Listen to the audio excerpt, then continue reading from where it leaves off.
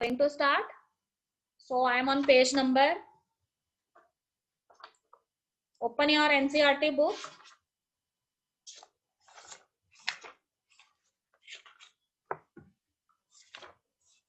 I am on page number 249 according to my new book. ठीक है बेटे, cytokinins we are going to do. So as I have already discussed that cytokinins, they are the third type of the plant growth promoters. ठीक है, you know that plant growth regulators, depending upon their activities they are performed in the body of the plant, they are of two types. They may be plant growth promoters or they may be plant growth inhibitors. So we have three type of plant growth regulators that comes under plant growth promoters. तो उसमें मैंने आपको बताया था कि first is auxins, second one is gibberellins, and the third one are cytokinins. Okay, but as the name itself indicates, cytokinins means such type of plant growth promoters which are playing an important role in the process of cell division. Because you know that two things happen during the process of cell division.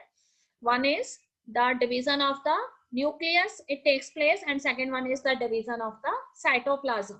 So if the name of the plant growth regulator is cytokinins, that this means they have some connection with cytokinesis. And you know that cytokinesis is actually the division of the cytoplasm, which is a kind of a cell division. So what he said, we cannot isolate this plant growth hormone naturally from any of the plant source. ठीक है, किसी भी plant source से हमने इसको naturally obtain नहीं किया है, but we have isolated some of the substances which have similar type of properties as we are expected from this plant growth hormone. ठीक है, तो first time we have isolate this cytokinins from the autoclaved herring sperm DNA. So I have already discussed this. Herring is the name of a fish. तो कहते हैं कि इस fish के sperm के डीएनए में से फर्स्ट टाइम हमने जो है इस तरह के सब्सटेंसेस को आइसोलेट किया, जिनको हमने किनेटिन्स का नेम दिया, and they have the property that of cell division, that means they are promoting the process of cell division. ठीक है बेटे, नेचुरली जो है हमने कहीं पे भी हमें किसी प्लांट पार्ट से इस तरह के किनेटिन लाइक सब्सटेंसेस नहीं मिले हैं, पर कुछ और सब्सटेंसेस जो है वो हमें मिले हैं. For example zeatin.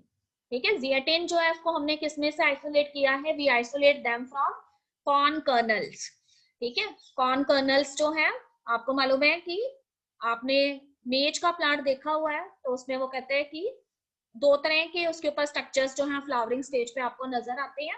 एक कॉब्स होती है, ठीक है, जैसे पंजाबी में आप छल्लियां बोलते हैं, एंड एक उसके ऊपर एक फ्लावर आता है जो उसका मेल ऑर्गन को डेजिग्नेट करता है, उसको कॉर्न कर्नल्स कहते हैं. तो उसमें से हमने जिएटिन जो है इसको आइसोलेट किया था. इसके अलावा coconut milk which is actually the liquid endosperm of the coconut, तो उसमें भी such type of properties are found.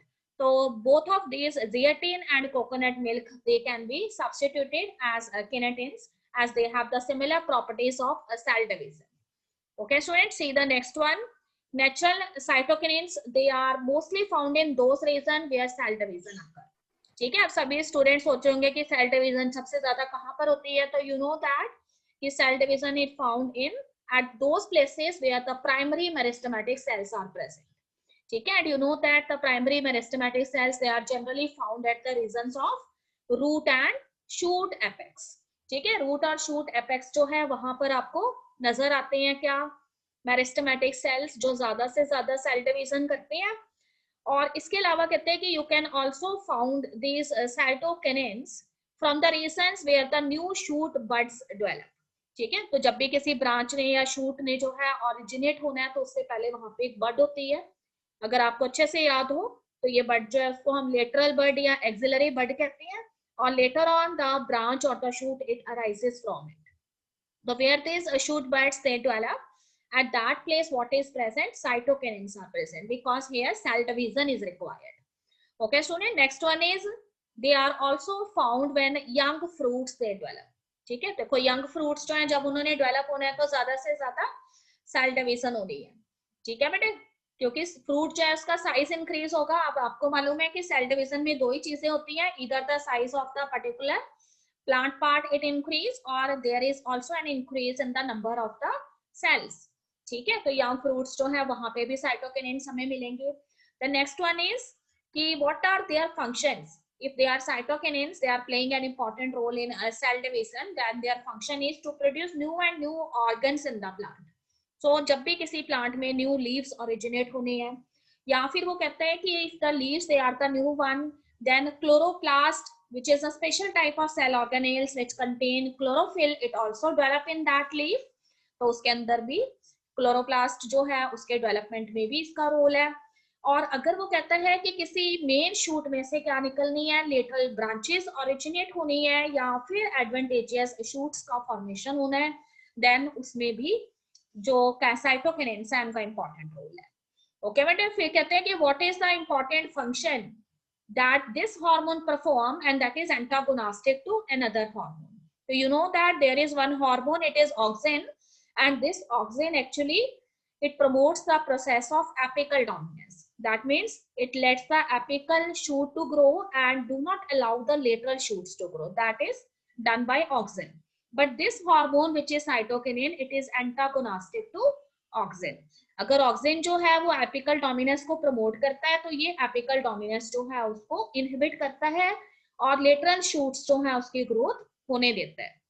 Okay बेटे, फिर वो कहते हैं कि because it is a plant growth promoter, तो उसका एक इंपॉर्टेंट फंक्शन है कि it delay the stages of leaf maturation और you can say senescence.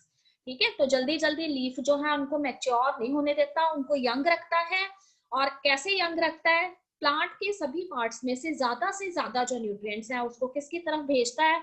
Leaves की तरफ भेजता है, ताकि लीव्स जो हैं उसमें मैच्योरेशन ना हो और ज्यादा टाइम तक लीव्स जो हैं वो क्या बने रहें? यंग बने रहें.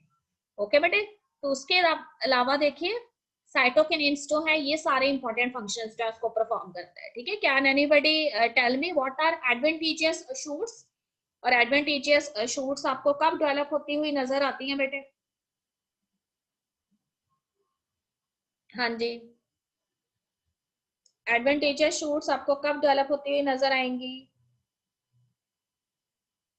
एडवांटेजियस वर्ड का क्या मतलब है? Any idea? अच्छा ये बताइए कि शूट जो है वो सीड के कौन से पार्ट में से शूट बनती है, बताइए. यस, प्लूम्यूल से बनती है ना बेटा.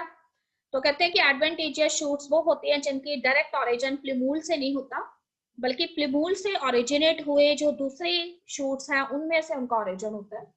ठीक है, इसलिए उनको एडवांटेजियस शूट्स बोला गया है. ओके बेटे, एनी प्रॉब्लम रिगार्डिंग दिस? सब कुछ क्लियर है? Yes, ma'am. Yes, ma'am. Okay, shall we proceed? Okay, but the only gaseous hormone that you are going to study here is ethylene. Okay, as I have already discussed this plant growth regulator, it plays a dual role. Okay, some of the activities that are performed by ethylene are the growth promoting activities, whereas other one are the growth inhibiting activities. But दोनों को अगर compare करें तो इसके inhibiting activities जो plant के अंदर ज्यादा है, तो इसीलिए हमने इसको सेकंड कैटेगरी में रखा है, which is known as the plant growth inhibitors. तो देखो फर्स्ट पॉइंट हमने वही लिखा है कि it is the simplest type of gaseous hormone, the only gaseous hormone among these, and where it is found, as you have also read the discovery of the ethylene, so they are first isolated from the ripening fruits and its nature is volatile. ठीक है बेटे, volatile nature होता है इसका. तो कहते हैं कि ऐसे सभी टिश्यू प्लांट्स के अंदर या प्लांट पार्ट्स जो सेनेसाइज के स्टेजेस के पास पहुंच रहे हैं और ऐसे फ्रूट्स जो मैच्योर हो चुके हैं उसमें से इथिलीन जो है वो सिंथेसाइज होता है. ठीक है बेटे, आप कहते हैं कि they are performing variety of functions. ठीक है, सीडलिंग्स जो हैं, देखो सीड में से जो सबसे पहले यंग प्लांट्स निकलते हैं, प्लांटलेट्स जैसे हम कहते हैं, उसको हमने यहाँ पे सीडलिंग का नेम दिया है. तो सीडलिंग्स जो है उनकी हॉरिजॉन्टल ग्रोथ जो है उसमें ये इन्वॉल्व होता है. ठीक है, I am not talking about the vertical growth, I am saying horizontal growth of the seedlings. ठीक है, कोई भी प्लांट पार्ट है, चाहे किसी प्लांट का स्टेम है, चाहे किसी प्लांट की यहाँ पे ब्रांच है या फिर उसके लीव्स हैं, उनके एक्सिस के ग्रोथ करता है, मतलब उसको क्या करता है, थोड़ा सा सरफेस एरिया उनका बढ़ाने की कोशिश करता है. ठीक है, कई बार आप डाइकॉट सीडलिंग्स जो है उसको ऑब्जर्व करते हैं. Sometimes you visit any field और sometimes you visit your kitchen garden and some dicot plant is growing over there. ठीक है, and it is a young type of plant. What you observe कि अगर plant की shoot जो है वो upper direction में ग्रो कर रही है तो आप ध्यान से देखिए शूट जो होती है ना वो ऊपर से एक हुक लाइक स्ट्रक्चर फॉर्म कर लेती है, ठीक है। और कई बार वो कहते हैं कि अगर आप इसको टच कर लेते हैं या आप इसको ब्रेक कर देते हैं तो फिर फर्दर ग्रोथ नहीं होती है शूट की। तो इथिलीन एक ऐसा हार्मोन है जो किसी भी डाइकॉट सीडलिंग्स के अंदर एपिकल हुक फॉर्मेशन जो है उसमें इन्वॉल्व होता है। ओके बेटे, इथिलीन जो है उसकी वो कहते हैं कि सेनेसेंस की स्टेजेस प्लस जो एब्सिशन है प्लांट ऑर्गन्स का, चाहे वो लीव्स हैं चाहे वो फ्लावर्स हैं, उसको प्रमोट करता है यानी आगे बढ़ाता है, ठीक है। तो कोई भी प्लांट अगर अपने यंगर स्टेजेस में या प्लांट पार्ट्स अपने यंग स्टेज में है तो जल्दी जल्दी उनको उनके अंदर एजिंग का प्रोसेस जो है उसको इंक्रीज करता है यानी उनको मैच्योर करने का काम करता है। तो अगर यंग लीव्स होंगे तो उनको मैच्योर स्टेजेस की तरफ भेजेगा। एंड आपको बताया था कि what is abscission. Abscission is the detachment of the plant parts from the main plant when they get mature, ठीक है। जब भी हम देखते हैं कि लीव्स जो हैं वो पुराने हो जाते हैं तो वो अपने आप जो ट्री है उसमें से गिर जाते हैं। उसी तरह से फ्लावर जो है जब यंग फ्लावर होता है तो कुछ टाइम तक it is there on the tree, but when it gets mature तो आप देखते हैं कि फ्लावर जो है वो पुराना होने पे अपने आप गिर जाता है। तो जहां पे भी ये प्लांट पार्ट है चाहे लीव्स हैं चाहे फ्लावर्स हैं, जिस भी जगह पे वो अटैच हो रखे होते हैं, ठीक है, प्लांट के साथ, वहां पे कहते हैं कि एक लेयर बन जाती है डेड सेल्स की, जिसको हम क्या कहते हैं, एब्सेशन जोन कहते हैं। और उस एब्सेशन जोन से ही वही पर्टिकुलर लीफ या फ्लावर जो है वो प्लांट से अलग हो जाता है। ओके बेटे, फिर देखो अब वो कहते हैं कि because it is known as a fruit ripening hormone, तो ये बहुत ज्यादा इफेक्टिव रोल प्ले करता है फ्रूट्स जो है उनकी राइटनिंग में।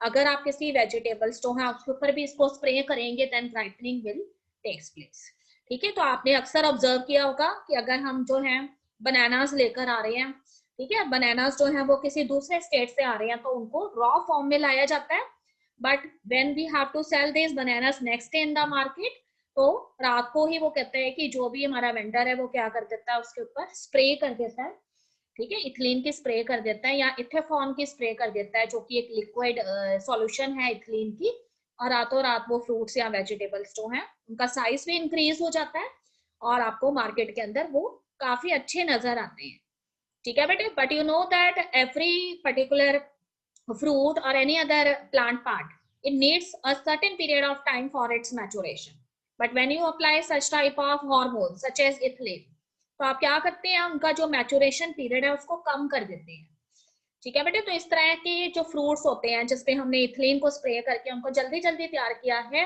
दे are not very much beneficial for your health, ठीक है, हेल्दी नहीं होते हैं। अब देखो यहाँ पे एक टर्म हमने इंट्रोड्यूस की है, रेस्पिरेटरी क्लाइमेटिक। क्या होता है, कहते हैं कि फ्रूट राइपनिंग स्टेजेस जो है अगर उसको वो क्या करता है, बढ़ाता है, तो उस केस में देखो फ्रूट के अंदर रेस्पिरेशन का प्रोसेस जल्दी जल्दी होगा, और अगर रेस्पिरेशन का प्रोसेस फ्रूट के अंदर जल्दी हो रहा है तो इसका मतलब जो भी एनर्जी रेस्पिरेशन से मिलनी है ठीक है, वो जल्दी मिलेगी फ्रूट को, और इस तरीके से उसकी मैचुरेशन की स्टेजेस जो है यहाँ पे कम हो जाएंगी। ओके, फिर देखिए कहते हैं कि सेकंड उसका जो रोल है कि वो सीड और बड डॉर्मेंसी जो है उसको ब्रेक करता है। What is dormancy? Dormancy is the resting period of any plant part when the conditions are not favourable in their habitat, ठीक है। तो कई बार आप देखते हैं कि सीड्स जो हैं, ठीक है, जब कंडीशंस फेवरेबल नहीं होती हैं तो सीड्स जर्मिनेट नहीं करते। उसी तरह से there are some buds, they are found in case of potatoes or some other plant, though the buds are present on the plant but still the plant do not involved in the process of food formation or any other sexual process, ठीक है। why it happens? Because the conditions are not favorable in their habitat। तो ये hormone जो है अगर उसको आप spray करते हैं तो सीड जो है और जो बड है वो अपने डॉर्मेंसी पीरियड से बाहर आ जाते हैं, ठीक है। तो ऐसा पीनट सीड्स के लिए किया जाता है। आपको मालूम है कि पीनट सीड्स जो है वो काफी हार्ड एंड टफ होते हैं, तो अगर उनके ऊपर इथिलीन जो है इसको स्प्रे किया जाता है तो उनका जर्मिनेशन जल्दी होता है। उसी तरह से पोटैटो ट्यूबर्स जो है अगर उस पर इथिलीन स्प्रे करेंगे आप तो फिर उसमें जल्दी जल्दी बड्स का फॉर्मेशन हो जाएगा और उन्हीं बड्स से फिर आप आगे पोटैटो के ट्यूबर्स ऑब्टेन कर सकते हैं। ओके बेटे, याद रखिए पोटैटो के कभी भी सीड नहीं होते, मैंने आपको 10th क्लास में भी बताया था। हम बेबी पोटैटोस जो है उसको ले लेते हैं और उसके बाद एज इट इज उसे फील्ड में डालते हैं, ठीक है, या फिर हम उसकी पोटैटो की जो आईज होती हैं जिन्हें हम बर्ड्स कहते हैं, सेक्सुअल बर्ड्स, उनको आइसोलेट कर लेते हैं और उससे हम पोटैटो प्लांट ऑब्टेन करते हैं। Okay बेटे. Next is ethylene. It also promotes rapid internode and petiole elongation in deep water rice plant. ठीक है, सोचिए आपने अगर पैडी की कल्टीवेशन की हुई है, आपके राइस के प्लांट है फील्ड में लगाए हुए, तो यू नो दैट कि राइस फील्ड जो है वो एक वाटर डिमांडिंग क्रॉप होती है और आपने पहले फील्ड के अंदर काफी सारा वाटर इकट्ठा किया होता है. ओके, अब वो कहते हैं कि जब राइस के प्लांट डेवलप होते हैं, अगर उसका पेटियोल या फिर स्टेम की जो इंटरनोड है वो इलोंगेट नहीं होगी, तो later on when it bear grains, then what happen, these grains they touch the soil. ठीक है, ये सॉइल को टच करेंगे और ग्रेन्स जो है वो ब्लैकिश हो जाएंगे, ब्लैक कलर के हो जाएंगे, तो मार्केट में उनकी वैल्यू जो है वो कम हो जाएगी. तो कहते हैं कि bye spraying ethylene what you did, you can easily raise the internode elongation as well as petiole elongation in these deep water crops so that they remain fresh and their market value it increase. Okay bete. Next is ethylene also promote root growth. ठीक है, किसी भी plant की अगर root stem वो healthy है, अच्छे से ग्रो कर रही है, तो नेचुरली प्लांट अच्छे से ग्रो करेगा.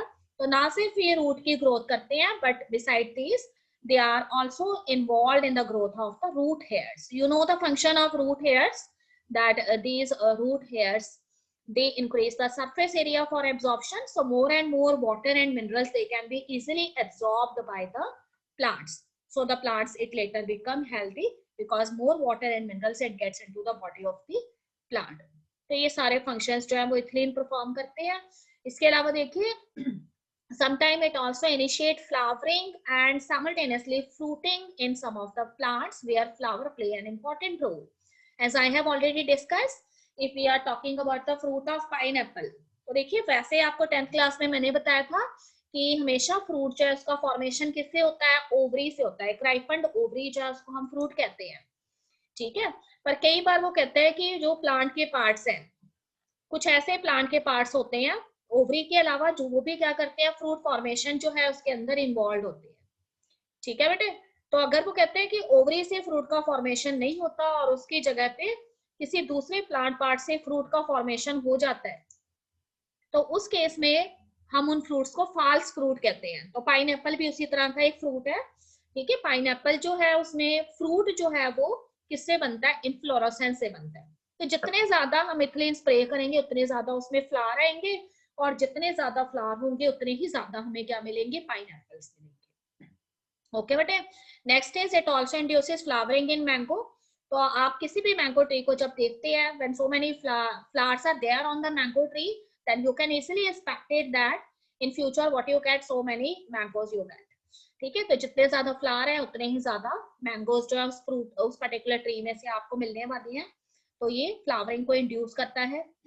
उसके बाद वो कहते हैं कि there is a special compound of the ethylene in liquid form and that is known as ethephon. ठीक है, this ethephon is actually the aqueous solution and it is very much famous among farmers, क्योंकि ये आसानी से वो कहते हैं कि गैसियस नहीं होती है, लिक्विड की फॉर्म में होती है, तो प्लांट्स जो हैं उसको इजिली एब्जॉर्ब भी कर लेते हैं. और फिर प्लांट्स जब इन्हें एब्जॉर्ब कर लेते हैं तो प्लांट की बॉडी के अंदर ये धीरे धीरे इथिलीन जो है उसको क्या करते हैं, रिलीज करते हैं. ठीक है बेटे. तो इथेफॉन जो है उसके फंक्शन भी इथिलीन जैसे ही है. तो पोटैटोज के केस में, टोमेटोज के केस में, एप्पल्स के केस में हम इनको फ्रूट राइपनिंग के लिए यूज कर लेते हैं. ठीक है, या फिर कहते हैं कि किन्हीं फ्लावर्स के अंदर आपने फ्लावरिंग या फ्रूटिंग जो है उसको एक्सेलरेट करना है, तो उस केस में भी हम इसको यूज कर लेंगे. ठीक है, अब देखिए लास्ट पॉइंट मैंने क्या लिखा है, it promotes female flowers in cucumber and thereby increasing the yield. ठीक है, so there are some of the plants where male and female flower they are present on two separate plants. And you always remember ki female flower, why the female flowers they are important, because you know that in the female flower fertilization takes place and that female flower it later takes the form of a fruit. तो जितने ज्यादा female flower होंगे cucumber के case में, उतने ही ज्यादा हमें आने वाले टाइम में क्या मिलने वाले हैं, फ्रूट मिलने वाले हैं, यानी हमें कुकुम्बर मिलने वाले हैं. So when you spray this ethylene over the cucumber vines, what you get, more and more female flowers, and which later converts into cucumber fruit. Okay bete. So this is all about ethylene. Now we are coming on the last plant growth hormone, which is an inhibitor, truly inhibitor, and that is abscisic acid. Okay, as the name itself indicate, if it is abscisic acid, then it means it has some relation with abscission. And you know that abscission is the term which we generally used for detachment of the plant part from the main plant when the particular plant part it gets mature and it undergoes the stage of senescence.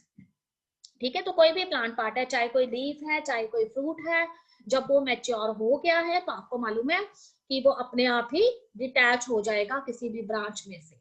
ठीक है, तो आपको अक्सर आपने सुना है कि fruit जब भी पक जाता है उसके बाद अपने आप वो नीचे गिर जाता है, उसको तोड़ने की जरूरत नहीं पड़ती हमें। उसी तरह से फ्लावर्स भी मैच्योर होकर अपने आप डिटैच हो जाते हैं। ठीक है बेटे, अब मैंने ये बोला कि ये ट्रू इनहिबिटर है, तो ये एब्सिशन की स्टेजेस को भी इंक्रीज करता है, ये डॉर्मेंसी की स्टेजेस को भी बढ़ाता है। ठीक है, इनहिबिटर्स में आपको मैंने रोल बताए थे कि इनहिबिटर्स जो है वो डॉर्मेंसी और एब्सिशन जो है उसको हमेशा प्रमोट करते होते हैं। और सेकंड है कि वो जितने भी तरह की biotic and abiotic stresses which are present in the habitat of the plant, ठीक है, उसके कैपेबल बनाते हैं प्लांट को कि वो इजीली फेस करें अलग अलग तरह के स्ट्रेस जो कि प्लांट में को फेस करनी पड़ती है अपने हैबिटेट में। तो देखिए सेकंड पॉइंट में मैंने आपको यही बताया, if it is a inhibitor then it inhibits the various metabolic activities that are occurring in the body of the plant. तो जितने भी प्लांट मेटाबॉलिक एक्टिविटीज हो रही हैं उनको रोकने की कोशिश करता है। ठीक है बेटे, सीड जो है उसको जर्मिनेशन से रोकता है और उसको कौन से पीरियड में भेज देता है, उसको डॉर्मेंसी पीरियड में भेज देता है। ठीक है, तो सोचिए कि वो उसको डॉर्मेंसी पीरियड में क्यों भेजता होगा, because the conditions that are present in the habitat of the plant are not suitable for the germination of seed. So that's why it makes the seed, it forces the seed to enter into the stage of dormancy instead of germination. ठीक है, अगर condition अच्छी नहीं होगी तो अगर seed germinate करने की भी कोशिश करेगा तो उसकी डेथ हो जाएगी because of lack of certain important nutrients, water or some other things that are required for its germination. Another thing is BA, that is abscisic acid, it sometimes closes the stomata of certain plants which are present in the epidermis in order to make the plant tolerate to various kind of stresses present in their habitat. ठीक है बेटे, suppose करिए plant is growing in such a habitat where water deficient conditions are there. ठीक है, पानी जो है जितना रिक्वायर्ड है उतना प्रेजेंट ही नहीं है हैबिटेट में, तो प्लांट पार्ट्स की विल्टिंग हो सकती है। Wilting means drawing up of the plant parts. तो क्यों ना प्लांट जो है जितना वाटर उसके पास है उसको सेव कर सके, तो इसलिए वो कहते हैं कि ABA हार्मोन जो है वो क्या करता है, प्लांट के जो स्टोमेटास हैं उसको डे टाइम के दौरान क्लोज कर देता है ताकि एक्स्ट्रा वाटर ट्रांसपिरेशन से लॉस ना हो और प्लांट जो है वो स्ट्रेसफुल कंडीशंस में भी सर्वाइव कर सके। इसीलिए हम इसको स्ट्रेस हार्मोन भी कहते हैं।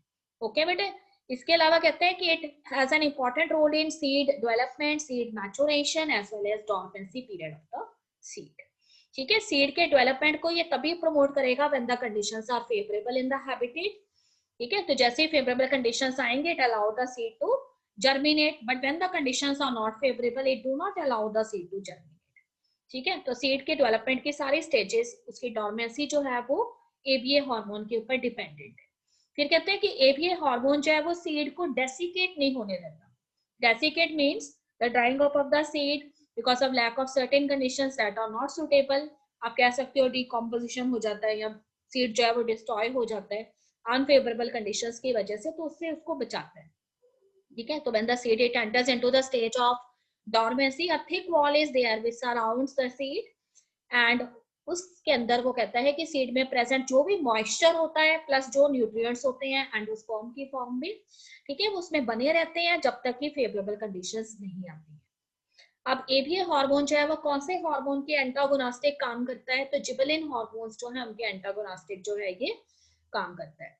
ठीक है, तो जिबरेलिन के जितने फंक्शंस हैं उसके अपोजिट फंक्शंस जो हैं वो ये परफॉर्म करेगा। ओके बेटे, यहाँ हमारे पांचों हार्मोन्स जो है वो कंप्लीट हो गए हैं। यहाँ तक किसी स्टूडेंट को कोई टर्म अगर समझ में नहीं आई है तो मुझसे पूछ सकता है बेटा। Yes speak up.